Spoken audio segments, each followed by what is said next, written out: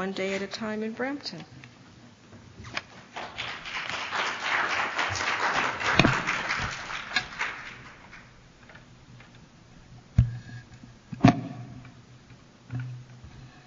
Thank you, Louise. Hi, everyone. Giant crowd. I'm so glad I didn't get nervous because, I would have been disappointed.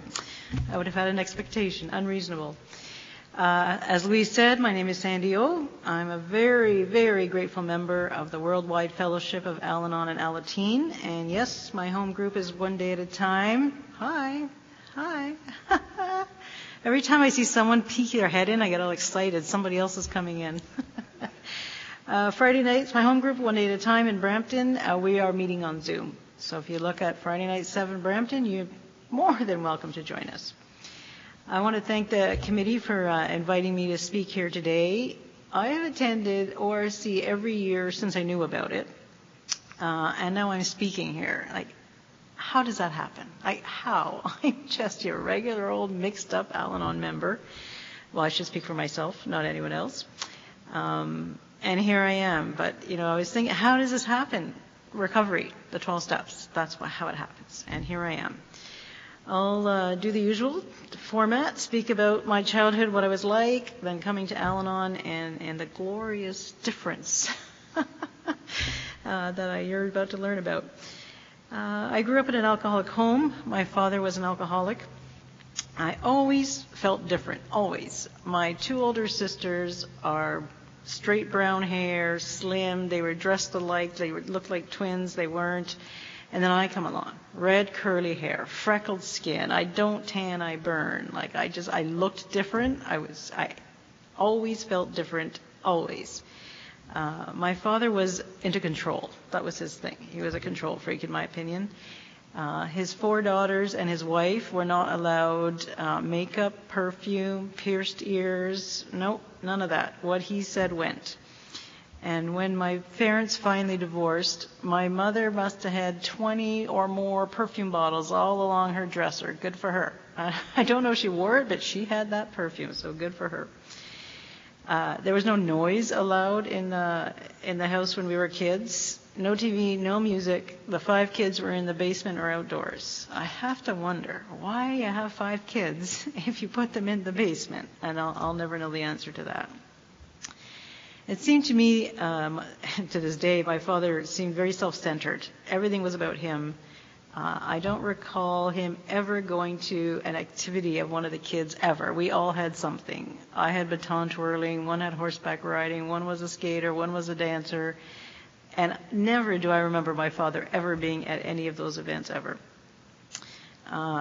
I do recall him coming home one day with this 2-door silver sports car with burgundy interior. 7 people in the family and a dog, and you got a 2-door car. It was not in the driveway very long, and I'm pretty sure that's when we got the giant green station wagon. And if you know what a station wagon is, you're as old as me. So some people here, well, it's like a really big car, family car, with no seatbelts. That's how old I am. No seatbelts in the back. No, only my father's opinion was tolerated. If there was any disagreement, you had a different opinion, no, you were punished, you were spanked, you were sent to your room. Only his opinion was ever tolerated in the home. I think of him as the angry yeller. He was always yelling, it seemed to me. He was always angry. Maybe he was hungover. What do I know now? But when you're a kid, all you know is what you're experiencing. You don't know the reason behind it. I remember when the windows were open, you could hear him screaming from the house. The neighbors could hear him. And to this day, I can feel the shame, the embarrassment that I felt when this was going on. Why didn't we have air conditioning and they could close the windows? I don't know. My parents are both passed, so I can't ask them. So, anyways. One day he told my mother to take the family dog, Sam, a border collie, and have it put down. And my mother took the family dog and had it put down. And the next day he said, "Where's the dog?" That's whatever he said went, whether it made sense or not. I don't recall visitors in our home, maybe 1 or 2 parties that my parents had, but I do not recall any of the 5 kids having a guest in the home ever. I was very isolated. I came in my before teenage, 12, 13, 14 maybe, early teens. I hated my father. Like, I came to hate him. And what a horrible, horrible feeling to live with, never mind at that age. And it lasted many years. I actually lived with this hatred inside me. It was an awful thing to live with. The lesson I took in my childhood was that I was fat, ugly, and stupid. And knowing my father, he probably said those words. He had this habit of saying these hurtful things to people all his life. And I know I was in my 30s and he was still calling me names, so he probably did tell me those things. He alienated all his children and grandchildren. He was just his way. My mother was a wonderful person. She was a great enabler, and I learned from her how to be a great enabler. She seemed to cater to my father's needs all the time, a lot anyways. I understand now she was probably trying to keep the peace, keep it all together, keep things going, keep the 5 kids quiet. I remember her driving my father to work and back every day. Now I think maybe he didn't have a driver's license. Maybe he lost his driver's license from drinking. I don't know. I remember she would weigh and measure his diabetic dinners every night. I remember washing the little dishes later, and he had 12 beers every night after dinner. What was she doing, weighing and measuring his dinner? And he would often chase those beers down. Molson 50. I remember, oh my God, I just remember that. Molson 50 beer was his beer of choice. And he would chase it down with ice cream, the whole cardboard box, and the yellowy can of something, Hershey's chocolate sauce. And she was weighing his chicken and his vegetables. Seems a little unmanageable to me. I learned from my mother this type of thing, people-pleasing, enabling. By the time I was 12, I was doing a lot of the cooking, grocery shopping, laundry. What did I say? Good thing I have a piece of paper. Here we go. Cooking, shopping, cleaning, laundry. My mother would drop me off at the grocery store, and she'd pick me up an hour later, and before cell phones, and she'd come in and she'd write a check for the groceries. That was a long time ago that you wrote a check for your groceries. And I would do that all the time. I was 12 years old. I was in there doing the grocery shop. Why me? Why me and not my 2 older sisters? I don't know. I think in hindsight I was trying to help my mother. In hindsight, maybe she suffered from depression, probably untreated. I remember she was in bed a lot. I remember we'd come home for lunch and she'd still be in bed. And again, when you're a kid, that's just the way it is. But now I look back. I don't remember it ever being mentioned that there was anything not great about staying in bed all day. I don't remember her going to doctors or any kind of help or seeing any medication bottles. So I'm presuming she was untreated, and such a shame. By this point, about 13, 14, my insomnia was well on the way. I remember I used to watch every single night the movie from 1 a.m. to 3 a.m. And I remember it was either Macmillan and Wife, Columbo, or MacLeod. So if you remember any of those, you're the same age as me. I liked Macmillan and Wife much better. So I was up till 3 in the morning. I got up at 6. And where were my parents? Was there nobody to notice that this kid was up watching the movie every night? But I watched that all the time. My parents were probably asleep. Good for them. Now I realize that hamster wheel of worry was going around. Worry and negativity was going around and around that early. Now I see one reason, most likely, for not sleeping most of my life was that constant worry and just negativity just going around. And I lived most of my life like that. I didn't get any help, just like my mother, until I came to Al-Anon. I recall being so uncomfortable in my own skin. I hated this time of year because you couldn't hide behind a winter jacket as much. You had to change into a spring jacket. Summer was worse, no jacket. I just remember not liking myself and feeling so uncomfortable all the time. I remember like a daydreaming, like a fantasy life, like scenarios, nothing that was real, just things that weren't real. I was just leaving my own mind to just daydream about anything else. And I thought I was weird, and lately I've heard other people share about that, so apparently it's not that uncommon. So what I took from my childhood, we didn't have a horrible childhood. We didn't have a great childhood, but it wasn't horrible, and I'm very grateful for that. But I did learn, like so many of us, don't think, don't feel, and surely don't speak. I did learn to be an enabler. I, went into teenage, early 20s, very low self-esteem, low self-worth. I always felt less than, not good enough my whole life. No matter what I achieved, I always felt not good enough. So by my early 20s, I had discovered men, go figure, and anyone who wanted to be with me, okay, let's go on a date, whatever. I don't think I ever stopped to think, did I want to be with them? Did I want to go on a date with them? Whoever asked me, yeah, okay. I just blindly went out with people. Yes, I'm losing my train of thought here, but I became an enabler just like my mother. I once watched 52 games of the World Cup of soccer, and I don't like sports, but one July, I think, I watched 52 soccer games. Now that's being an enabler. That is a people pleaser. I remember driving back and forth from Whitby to Pearson Airport to pick up my fiancé from a flight. He didn't get off his flight, so I was driving back and forth back. Why didn't I just stay home and wait for the phone to ring before cell phones? I guess, unmanageable people pleasers, don't think of those things. They drive back and forth from Pearson to Whitby. I don't know what I was doing. I did actually fall asleep. I didn't crash, but I did fall asleep driving. That was very scary.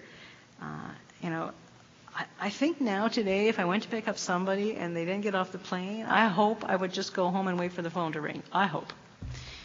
That fiancé was an alcoholic, and no wonder he missed his flight, of course. He probably came back a few days later. In that, living with that, in that relationship, I learned that horrible feeling of dread, apprehension in your gut. Is he going to come home? Is he going to come home drunk? Are the police going to bring him home? What trouble has he got himself into this time? I learned that just that churning in the gut of, just waiting for the next bad thing to happen, and it always happened. Driving to my first wedding, another fiancé, I remember driving to my first wedding here in Toronto, and I knew it was a mistake. I knew in my gut. I recall thinking, driving, this is a mistake. And, guests were in town. The reception was ready. My friend's husband was a baker, and he had baked a cake just for me. It had peach rose petals, just my favorite color, just for me. So I got married. Oh boy. And I did everything in that marriage, just like when I was a kid. I worked, I dropped off to pick up the kids, I did the cooking, the groceries, the laundry, the cleaning, as always, right there. And that marriage ended after about 3 years, very badly. But I had 2 beautiful daughters, 2 intelligent, talented daughters, despite their parents and the situation, 2 lovely daughters. I did marry a second time, and I was so proud that I didn't marry an alcoholic. I've got this thing. And we had something in common. He grew up in an alcoholic home. Both his parents were alcoholics.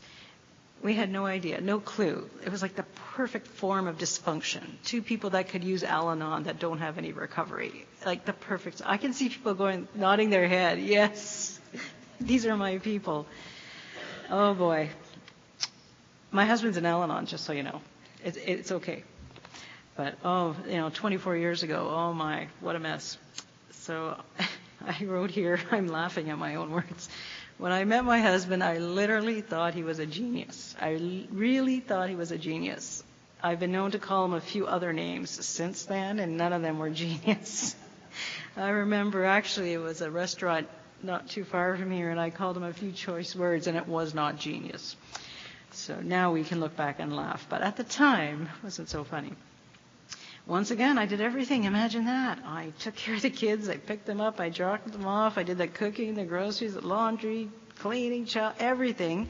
And I added commuting from Ajax to Mississauga. and workaholism to my long list of duties.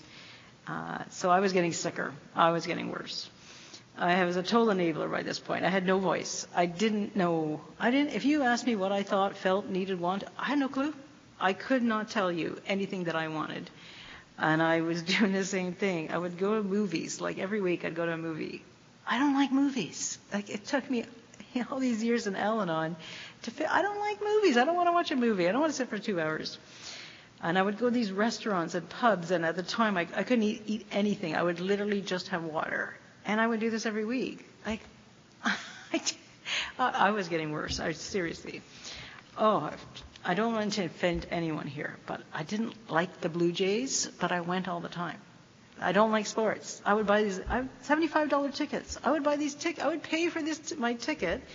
I would go near here. I would get home at 11:30. I got up at 4 o'clock for work, and I would do this like every few weeks. Like I take people pleasing to extremes. Anyways, that was me. And I had also become the controlling parent, the angry yeller, just like my father. My older daughter, she's actually here. My daughter and granddaughter are in the hotel with me. They're in the Eaton Center right now, having fun, I'm sure. But so I told her this little story, and she said, "Yeah, she remembered it." So she would leave her shoes at the door every single day, and every single day I would trip over them, and I would yell. I would put them in the recycling bin. I would go outside and put them in the garbage can outside. And every day she would leave them. Every day I would trip. Every day I would yell. Now, she's 30 now, so when she visits, she leaves her shoes at the door. And I don't trip over them because I changed. I look at the shoes and I just smile to myself. So when I told her that story today, she said, "Yeah, I do that." But she didn't change, I changed. It's not about the shoes, it's about me. I'm not yelling, I'm not doing the same thing over and over. She might be, but I'm not. And I never invited anyone to my home, just like my childhood home. I had, nobody ever came. And I always imagined my husband didn't want visitors, and he didn't want visitors. So I didn't imagine that. And I became so isolated as the years went on, and miserable. I was just so unhappy. I don't know how to describe how miserable I had gotten, 30, 40 years of having no voice, people pleasing, overgiving, exhaustion, not sleeping, not taking care of I was miserable, just a miserable person. I'd been looking for help my whole life. I'd been going to therapists off and on, nutritionists, dietitians, gyms, spas, you name it, reading all these self-help books. And I was always looking and looking. I knew something wasn't right with me, and I didn't know how to fix it. I didn't know what it was, and I didn't know how to fix it. And you guessed it, I came to Al-Anon. 10 years ago, over 10, 11 years ago, I came to Al-Anon.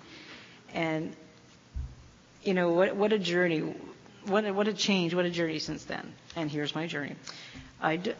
I don't remember much about my first meeting. It was December 27th, dark, cold, snowy. You don't go to Al-Anon on December 27th because you're having a great Christmas. At least I didn't.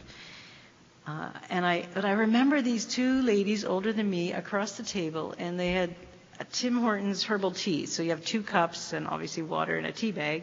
And they were trying to share this. And they had their cups and their tea bag, and they were pouring the water back and forth. And they were laughing. They were laughing. They were like hysterically falling over laughing. That was my hook. I kept coming back because those 2 ladies were laughing about the tea. Seriously. And I know those 2 ladies today. So I always remember that. And I jumped into Al-Anon like I do everything else in life, 400%. I was going to 5 or 6 meetings a week for a year and a half. It didn't go Saturday. Saturday was really far. That annoyed me. But anyways. But I just got out of my house, got out of my head. I went to this place. People were laughing. They were smiling. They even hugged me. Like, mind blown. Anyways, I attended events like ORC, Trillium, which is our Al-Anon convention, which is back, and then it's in Oshawa this year, June 9th, 10th, 11th. So I'm not on the committee. I'm just happy that Trillium is back. I got a sponsor about 6 months into Al-Anon. This poor woman. I was so I'd go to Al-Anon meetings and I would pass. I would read, pass. I was frozen. I couldn't share. I I didn't know how to share. And this poor woman, I'd go and visit her, and she'd talk on and on and on about her childhood, and I'd think, why is this woman talking so much? Well, now I know. I had nothing to say, so she was just probably filling the time and hoping I identified with something. And every day she would send me an email, and every day at the bottom it said, keep mouth shut, mind your own business. I thought they were slogans. I thought they were for everybody. I seriously didn't know they were just for me. Like every day, keep mouth shut, mind your own business. Like she knew what I was like without even me saying a word. My current home group, when I joined my current home group, every meeting they would meet at Tim Hortons after the meeting. And every meeting they'd invite me, they'd invite me to Tim Hortons. Well, the negative thoughts in my head, what is with these people? Why do they keep asking me that? Why are they going to Tim Hortons? So after about 6 months, I went, and then I learned fellowship. I learned what friendship looked like, and they were still smiling and laughing, so I kept going back. My sponsor moved away for a bit, and I got a new sponsor, and that's my today's sponsor. And she taught me all the Al-Anon books, all the literature with questions in them. There's like 8 Al-Anon Alateen books that have questions. They're there for a reason. They're there for me to use them. So my sponsor would read the readings and answer the questions. I would read the readings, answer the questions, and we would share our answers. And I would learn from her. And we still do this to this day. She taught me an important lesson. Only give an opinion when asked, and only once or I'm nagging. There it is again. Keep my mouth shut. And how can I control others if I'm not giving an opinion? She figured me out. She got it. She taught me the recovery triangle. So at the top of the triangle is my higher power, then recovery, then myself, and then along the bottom, work, kids, spouse, family, friends. I often think of that to this day. A tool, something I can imagine to put myself first, make choices for myself, stop being a doormat. I'm just looking at the time here, and I'm just going to figure out what to skip over here. So when I started Al-Anon, I had no belief in a higher power whatsoever. At the time, I heard someone say, start by asking for small things. So I worked in this large office building, and I worked later than everybody, so I parked way, way, way back. So I thought, okay, start asking for small things. Wherever I heard that, maybe it's not even what they said, but it was in my head. So I drive up, okay, higher power, sure, I'll fake it.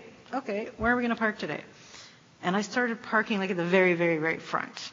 Was it a coincidence? Doesn't matter. It was the first time that I was reaching out of myself, imagining there was something else in charge besides me. I heard another speaker say, focus on the small things. So I drive. I go, okay, red stop sign, white car, green tree. It sounds like a silly thing, but again, it was the first time that I was getting out of my head. Just for a minute, for 2 minutes, just getting out of that constant worry and negativity in my head. So that really, really helped me. Just those little things that I picked up at the beginning. And I learned to slow down that hamster wheel of negativity and just constant, what he said, what I said, what I might say, what he might say next, what might happen. That constant, I learned to slow it down. I didn't even know you could slow it down. And I learned to slow it down. And I learned to reduce the negativity in my head. And I started by replacing it with serenity prayer, gratitude lists, slogans, affirmations, steps, even traditions. I haven't memorized all the traditions, but I will one day. But I learned to replace it, and now as time goes on, it slows down. I'm not far from perfect, my goodness, but I don't have as much negative thoughts, and I don't worry as much. There's an expression, I'm sure you've heard it, if I pray, why worry? If I worry, why pray? And I think of that. What am I worrying for? Turn it over to my higher power. Anyways. There's the Sunday speaker, Ken T. from Pennsylvania. I love to listen to him, and I wait for him to say this. And he always says it, so I'm going to be there on Sunday, and I hope he says it. He says, if your name is not in the first 5 words of a sentence, it's not your business.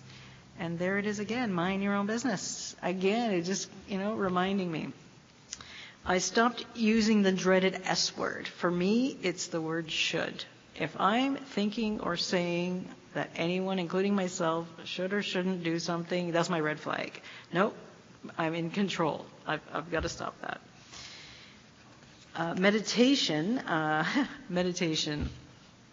I never in a million years would imagine that I would practice meditation.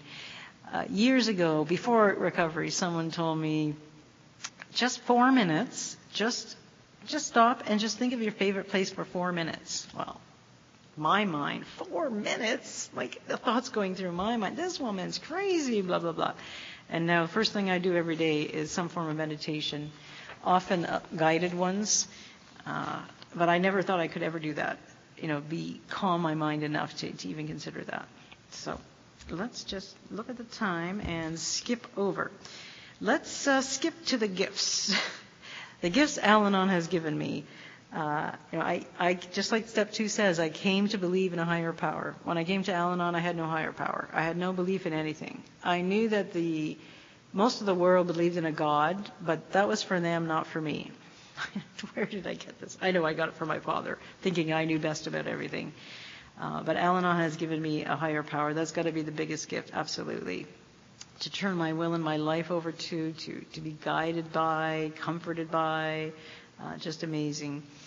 I heard this lady, I can still remember this lady. I know her early on in my Al-Anon years, and I remember her saying she was, developing a closer relationship with her higher power.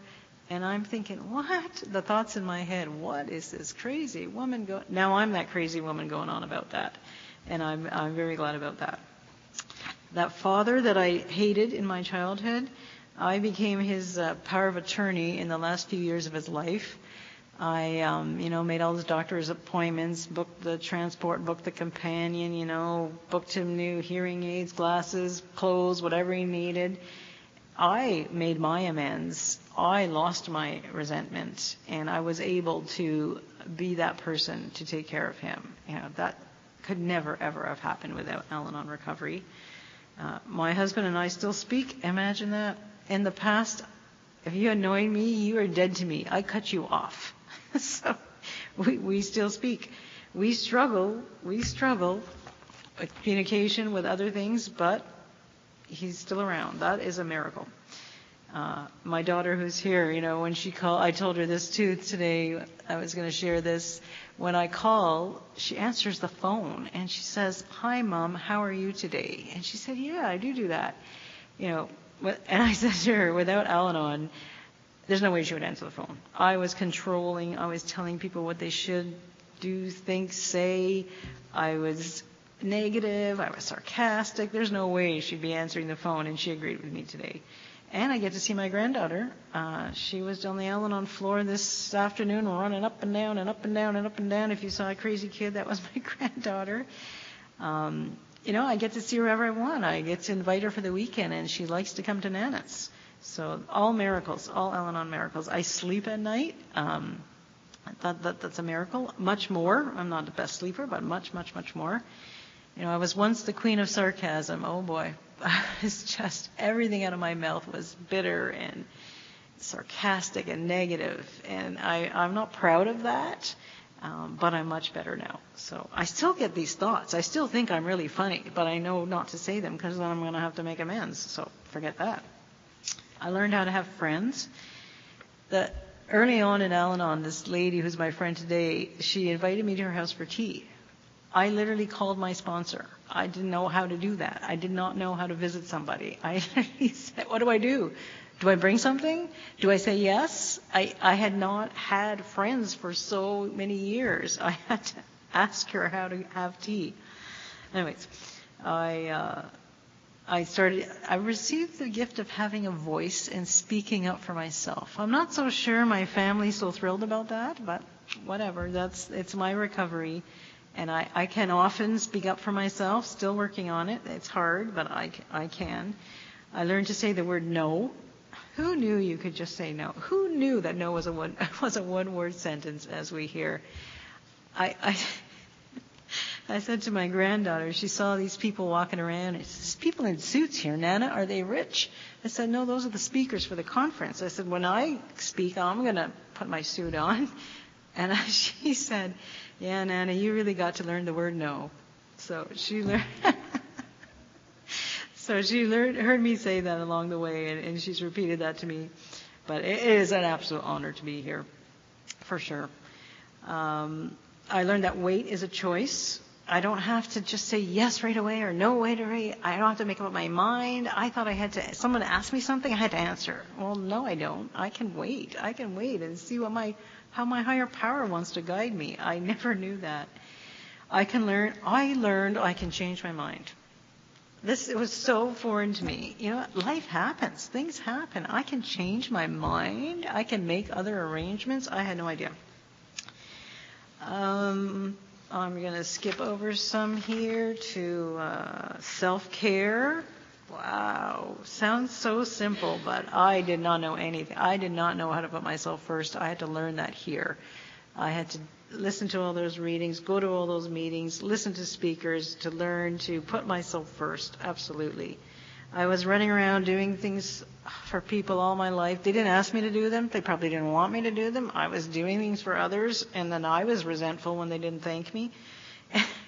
So I get it. I get it. I couldn't. That was easier for me than taking care of myself and looking at myself. So I get that today. I've experienced illness, part of my life. But, you know, again, my higher power is right there for me. And I learned in Al-Anon to be open-minded, to be willing. And then illness came. And I thought, well, I applied my Al-Anon recovery tools to illness. I'm open-minded. I'm willing. I'm seeking treatments and therapies and all this stuff. So it takes a lot of work, physical recovery, just like Al-Anon recovery. But I do it, and I'm here today. Look at that. What else can I talk about? Oh, I have to talk about my service journey. I spoke a little while ago and I forgot to talk about my service journey, and I felt bad. So Al-Anon service has been like a giant gift. I have learned so much. I started early as a group literature and then treasurer after a while. They trusted me. They let me be treasurer. I was group rep after a couple years in Al-Anon. I was district rep. I served on some committees. I was the ORC Al-Anon chair for 2019, which is a 2-year commitment, which was really awesome. I served as an area coordinator for 3 years. I'm currently our area chairperson. And the things I have learned in service, we hear about it, we read about it, but I'm here to tell you, for me, this is what happened to me. My character defects came jumping out. Your area chairperson, here's your procrastination, here's your fear, here's your control. And I had a hard time personally at the beginning of my term. Luckily, thankfully, gratefully, I got a really great, experienced service sponsor, and she has helped to guide me. She always says, and what is your spiritual principle about doing that or saying that? Oh, that's a hard question. Ask yourself, what's your spiritual principle? Anyways, so I've learned so much, being on these committees and the executive team and just working with others and handling and my own character defects and learning from them. It's been incredible. And I take that learning, and my husband, who's an Al-Anon, doesn't get it. He doesn't understand what I get out of the service work. I get so much. And I take that learning and I apply it to my job, and I apply it to my home and my relationships. So for me, the service journey is incredible. I mean, you just heard my story. I'm an everyday, regular old, miserable, crazy person. I came to Al-Anon, and if I'm your area chairperson, anyone can be doing any type of service.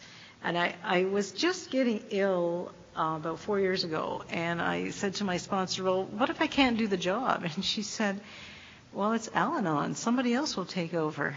Oh, okay. That made sense. I believe that I'm on, look at the time, the road, my goal, I think I'm on the road to being happy, joyous, and free. I think I'm on the road to being one of those old ladies in the meeting laughing over some Tim Hortons herbal tea. And I just keep getting better and better and feeling better and doing better. I don't know what's next for me. I just keep coming back, listening to speakers, going to meetings. And my higher power gives me lots of opportunities to keep learning, for sure. I have a favorite speaker, and she talks about her dump truck full of miracles. And I'm receiving my gifts of recovery, and I hope that you all stay in recovery and receive yours as well. Thank you very much.